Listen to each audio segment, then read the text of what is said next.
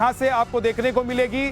लेकिन आप तस्वीरों में देखिए कि हमारे सहयोगी हैं जिन्हें चोट भी लगी है, और ये उस वक्त की घटना है जब अटैक चल रहा था और हमारे सहयोगी ग्राउंड जीरो पर आपके लिए तस्वीरें ला रहे थे, आपके लिए रिपोर्ट तैयार कर रहे थे। प्रदीप दत्ता को चोट आई है और जख्मी होने के बावजूद, चोट लगने के बावजूद हमारे सहयोगी ग्राउंड जीरो पर डटे हुए हैं। युद्ध के मैदान से हर खबर आपके लिए ला रहे हैं। आप देख सकते हैं कि वो ऊपर, अभी मैं बहुत दिखाता हूं आपको किस तरीके से 4 रॉकेट जो कि फटे, और इनको ये 4 रॉकेट जो थे ये दागे गए थे किरियत शमोना एरिया में, जहां पे लगातार रॉकेट दागे जा रहे हैं। यहां पे 2 लोग मारे गए हैं कुछ घंटे पहले, एक मकान पूरी तरह से डैमेज हो चुका है, और लगातार उनकी कोशिश है कि सिविलियंस को टारगेट किया जाए और ज्यादा से ज्यादा यहां पे कैजुअलिटी की जाए। और आप देख सकते हैं यहां पे एक डर का माहौल है, ज्यादातर लोग यहां से भाग चुके हैं, लेकिन कुछ ही परिवार के सदस्य यहां पे रह रहे हैं, बाकी यहां से लोग भाग चुके हैं, क्योंकि ये इलाका जो है ये लेबनान की सरहद से कुछ ही दूरी पे है, यानी कि 2 से 3 मील की दूरी पर है। ये एक वजह कि इसको लगातार निशाना बनाया जा रहा है और ज्यादातर वो सिविलियंस को टारगेट करने की कोशिश कर रहे हैं, ज्यादा से ज्यादा कैजुअलिटी इन्फ्लिक्ट की जाए। और आप देख सकते हैं कि इस समय यहां पे या तो आपके पास 10 सेकंड होते हैं, सायरन बजने के बाद 10 सेकंड में या तो आप जाके छुप जाएं किसी बॉम्ब शेल्टर के अंदर, सेफ्टी आपके लिए वही रहती है। लेकिन अगर आपको बॉम्ब शेल्टर ना मिले तो हमारी तरह जमीन पे लेट जाइए। और देखिए हम जमीन पे लेटे हुए हैं, लेकिन आपको पूरी तरह से रिपोर्ट यहां पे दे रहे हैं और लगातार यहां पे हो रहे हैं। ये मैं तीसरी बार पिछले 10 मिनट में जमीन पे लेटा हूं, क्योंकि हर 10 मिनट के बाद यहां पे 4 से 5 के करीब रॉकेट दागे जाते हैं, कुछ इंटरसेप्ट हो जाते हैं, लेकिन कुछ एयर स्पेस को फाड़ते हुए यहां पे आके किसी मकान पे गिरते हैं और किसी भी जगह नुकसान पहुंचाने की कोशिश रहती है हिजबुल्लाह की। और यहां पे हालात इस समय काफी टेंस हैं, और आपको बता दूं कि कॉन्फ्लिक्ट जोन से या वॉर जोन से रिपोर्ट करना इतना आसान नहीं रहता, जान जोखिम में डालनी पड़ती है। लेकिन टाइम्स नेटवर्क की टीम जान जोखिम में डाल के आपको पल पल की खबर देती रहेगी। हिजबुल्लाह के ठिकानों पर हमले का दौर लगातार जारी है। कल रात भी हिजबुल्लाह के ठिकानों को निशाना बनाकर बेरूत में रॉकेट दागे गए, उसकी तस्वीर हमने आपको दिखाई है, जिसमें काफी ज्यादा नुकसान हुआ है। क्या क्या नुकसान हुआ है वो अब आपको जल्दी से बता देते हैं। इजराइल ने राजधानी बेरूत में, लेबनान की राजधानी बेरूत में हवाई हमला किया। टारगेट पर थे हिजबुल्लाह के कई बड़े आतंकी और हिजबुल्लाह के जो ठिकाने हैं, आतंकी ठिकाने। हमले को लेकर इजराइल ने दावा किया कि रास एल नबेह अल नुवेरी में रॉकेट बरसाए गए हैं। हिजबुल्लाह यहीं से अंजाम देता है कई ऑपरेशन को, यानी कि ये उनका कंट्रोल रूम है। निशाने पर था हिजबुल्लाह का कमांडर वाकिफ सफा हिजबुल्लाह का कमांडर भी निशाने पर था। इससे पहले कई कमांडर्स मारे जा चुके हैं। हसन नसरल्लाह का बहनोई है वाकिफ सफा, हमले में बच गया था ये, और नसरल्लाह का बहनोई वाकिफ सफा जो है, जब हमला किया गया था इससे पहले उसमें वो बच गया था। रिहायशी इलाके की बिल्डिंग में छिपा हुआ था वाकिफ। अटैक की जद में 22 लोग आ गए जिनकी मौत हो गई, और 117 लोग भी आए जो जख्मी हो गए, घायल हो गए। ज्यादा नागरिक हैं इसमें।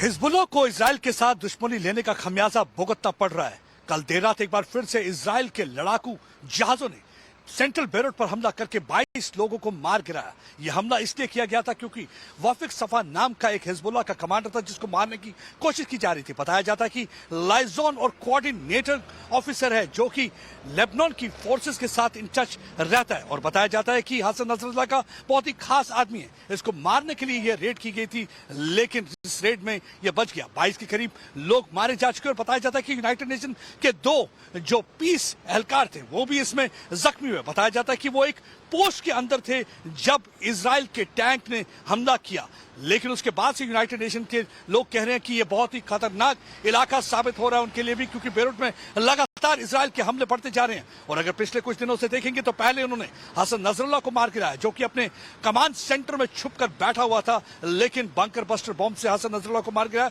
उसके बाद उसके कई कमांडर एक के बाद एक का सफाया किया जा रहा है। लगातार इजराइल ने कह दिया है कि जो भी कोई उसके सिटीजन के लिए खतरा बनेगा उसे बख्शा नहीं जाएगा। हमने देखा कि किस तरीके से पिछले साल हमास को पूरी तरह से तहस नहस कर दिया था, इस बार पूरी तरह से हिजबुल्लाह को तहस नहस कर रहे हैं, उनका इकोसिस्टम पूरा खत्म कर रहे हैं, उनका इंफ्रास्ट्रक्चर को पूरी तरह से डिसमेंटल कर रहे हैं, उनके कमांड सेंटरों को ध्वस्त कर रहे हैं, क्योंकि ये 3 pronged वॉर चल रही है। एक तरफ उनके लड़ाकू जहाज बंकर बस्टर बॉम्ब का इस्तेमाल कर रहे हैं और दूसरी तरफ से उनके टैंक अंदर घुस चुके हैं लेबनान के अंदर। तीसरी ओर जमीनी सतह पर जो उनकी फौज है आईडीएफ, वो भी लड़ाई कर रही है। उनकी पूरी कोशिश है कि एक के बाद एक कमांडर का सफाया किया जा सके ताकि हिजबुल्लाह अपना सर उठाने के काबिल न रहे। पिछले 15 दिनों में इजराइल ने किस तरह से लेबनान में तबाही मचाई है, इसके भी कुछ आंकड़े हैं जो आपको देखने चाहिए। इजराइल ने लेबनान में हिजबुल्लाह के 800 से ज्यादा आतंकियों को मार गिराया है और इसके अलावा हिजबुल्लाह के 6000 से ज्यादा ठिकानों को तबाह किया गया है। 27 सितंबर को बेरूत में हमला करके नसरल्लाह को मौत के घाट उतारा गया था। हिजबुल्लाह के हेडक्वार्टर को भी उड़ा दिया गया। इसके अलावा इजराइल ने चुन चुन कर हिजबुल्लाह के सभी 10 कमांडर्स को निपटा दिया। लेबनान के मुताबिक इस हमले में अब तक 1400 से ज्यादा नागरिक मारे जा चुके हैं, जबकि 12 लाख लोग अपने घरों को छोड़ने के लिए मजबूर हो चुके हैं। इस युद्ध में शुरुआत से ही लेबनान का पर्यटन और रेस्टोरेंट सेक्टर जो है, जिससे वो बिजनेस करता है, 80% का जो बिजनेस होता है जिससे उसके यहाँ, वो पूरी तरीके से तबाह हो गया। लेबनान की अर्थव्यवस्था में 20% हिस्सा इन्हीं सेक्टर्स में आता है और यही वजह है कि लेबनान पूरी तरीके से इकोनॉमिकली अगर बात करें तो लेबनान में इस वक्त हालात बेहद खराब। लोगों के आड़ लेकर ये हिजबुल्लाह के जो आतंकवादी छुपे रहते हैं, यही एक वजह है कि कई बार इसमें आम लोगों की भी जान चली जाती है। लेकिन वो उनका कहना है कि इसको ह्यूमन शील्ड बना के लोगों को रखा जाता है। जिस तरीके से हमास इंसानों के पीछे, अपने जो सिविलियंस के पीछे छुपकर चूहों की तरह बैठा रहता था, उसी तरह से हिजबुल्लाह के लड़ाकू भी उन बस्तियों में, रिहायशी इलाकों में छुपकर बैठे रहते हैं ताकि वो इजरायली डिफेंस फोर्सेस पर हमला कर सकें।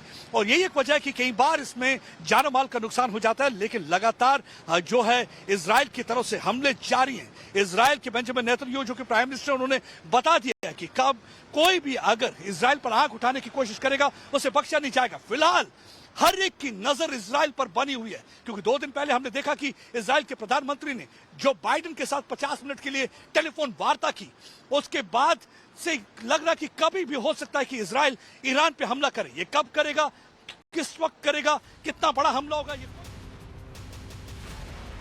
खबर तो यह भी है कि हिजबुल्लाह सीज फायर को लेकर गाजा की शर्त भी छोड़ने को तैयार है, लेकिन इजराइल लेबनान पर हमला रोकने के बिल्कुल मूड में नहीं है। आपको हिजबुल्लाह की सीज फायर वाली कोशिश के बारे में बता देते हैं। इजराइल के अटैक को रुकवाने की कोशिश में हिजबुल्लाह और ईरान हैं। अमेरिका और अरब देशों की ईरान से बातचीत हुई है। इजराइल बैठक में शामिल नहीं हुआ। सीज फायर पर इजराइल का रुख बिल्कुल साफ है। अमेरिकी राष्ट्रपति जो बाइडेन और इजराइल के पीएम नेतन्याहू के बीच फोन पर बात हुई है। इजराइल को अमेरिका और ईरान के सीज फायर वाली सीक्रेट टॉक का पता है। वहीं आईडीएफ ने कहा है कि सीज फायर हमारी शर्तों पर होगा। हिजबुल्लाह के ठिकाने नष्ट होने पर ही सीज फायर किया जाएगा। हिजबुल्लाह का डिप्टी चीफ भी सीज फायर के लिए गिड़गिड़ाया है। हिजबुल्लाह का डिप्टी चीफ नईम कासिम ने सीज फायर की अपील की है। उसने जंग रुकने के बाद बाकी चीजों पर चर्चा का भरोसा भी दिया है, लेकिन इजराइल इसके लिए तैयार नहीं, क्योंकि इजराइल ने तय कर लिया कि उसको हिजबुल्लाह को मिटाना है। तो अब वो कह रहा है कि वो मिटाकर ही दम लेगा, चाहे फिर कोई भी आ जाए, किसी से भी बात करने की जरूरत पड़े। कुछ देर पहले तक एक खूबसूरत घर था जहां पे लोगों के हंसने खेलने की आवाज सुनाई देती थी, बच्चों की किलकारी सुनाई देती थी। लेकिन अब देख सकते हैं कि एकदम एक धमाके की वजह से ये राख के ढेर में तब्दील हो गया है। मैं इस समय किचन के अंदर हूं, लेकिन किचन जैसी कोई भी बात यहां पे नजर नहीं आती। हाँ, अगर कुछ चीज नजर आती है तो कुछ बर्तन आपको नजर आएंगे जिन पर या तो पूरी, देखिए, आप जल चुके हैं या पूरी तरह से तबाह बर्बाद हो चुके हैं। आप देख सकते हैं दीवारों पे आपको सिर्फ काला धुआं नजर आएगा, यानी कि आप पहचान भी नहीं सकते कि ये कभी कोई रिहाइश गाह हो सकती है, यहाँ पे कोई रहता भी होगा। आप देख सकते हैं कि कितनी खूबसूरत क्रॉकरी थी। एक अरसा बरसा लग जाता है कि अपना घर बनाने में, अपना आशियाना बनाने में, लेकिन एक ही धमाके के साथ सब कुछ तबाह बर्बाद हो चुका है। कई वर्ष लगे होंगे इनको अपना घर पूरी तरह से सजाने में, तैयार करने में। कई बार यहाँ पे महिलाओं ने खाना बनाया होगा और आप देख सकते हैं एक परिवार के सदस्य मिलकर खाना खाते होंगे। लेकिन आज आप इस किचन की हालत देखिए, दुखद होता है कि आप देखिए पूरी तरह से जल गया ये घर। कोई भी घर जैसी बात इसमें रही नहीं। यही कहानी जो है, दर्दनाक कहानी कई ऐसे घरों की है।